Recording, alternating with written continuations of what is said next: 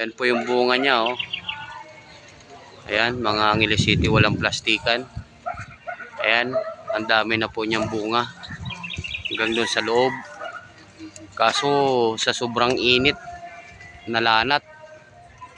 Namatay siya. Ayan, kung makikita nyo po, ayan po yung mga bunga. Ayan po. Ayan po sa taas. Yung mga bunga niya. Karami. Kaso nalanat na nalanat na namatay yung puno. Nasayang yung mga prutas ko. Ayan, kung makikita nyo po. Kaya dami ko ng mga bunga yung mga atis. Ayan. Ayan yung po mga bunga, napakarami. Ayan po yung mga atis. Itong isa ay malaki na. Ayan. Kung makikita nyo.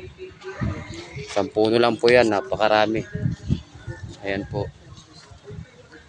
Mga tanim natin dito sa paligid natin ng bahay. So nanghihinayang ako dito sa prutas ko. Ayan, kung nakikita nyo, sa sobra pong init dito sa amin ay na po siya, nalanat po yung mga dahon. Ayan po, kaya sayang yung mga bunga. Oh, makikita nyo. Kaya sayang. Dito na lang pinapalaki ko ang mga atis. Yan. Yung ibang bunga namamatay din. Yan, napakarami ng bunga niya. Yan. Kita nyo, sayang siya.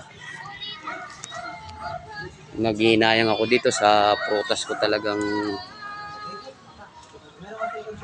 namatay. Sa sobrang init dito.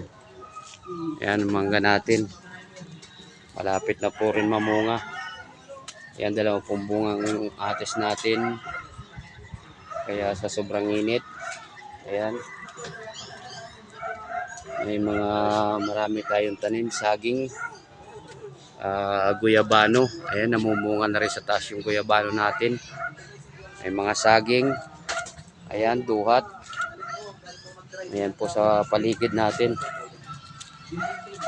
Kaya nanghihinayang ako dito talaga sa aking prutas na to. At wala pa akong napitas, namatay na siya. Nanghihinayang ako. Kaya napakarami ng bunga niya dyan sa taas. Pinagapan ko lang po siya sa alateres. Ayan. Kung makikita nyo. Ayan. Thank you very much po.